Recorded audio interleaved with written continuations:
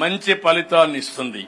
మళ్ళా ఒకసారి చెప్తున్నాను, రాజ్యాంగం ఎంత మంచిదైనా అది అమలు చేసేవాడు మంచివాడు కాకపోతే అది చెడు ఫలితాలు ఇస్తుంది.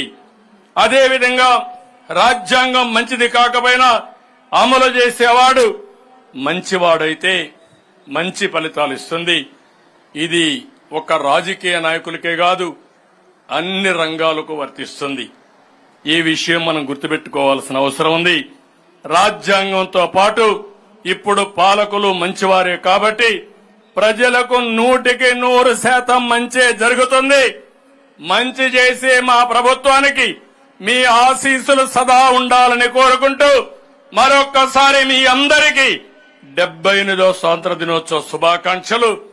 జై హింద్, జై హింద్.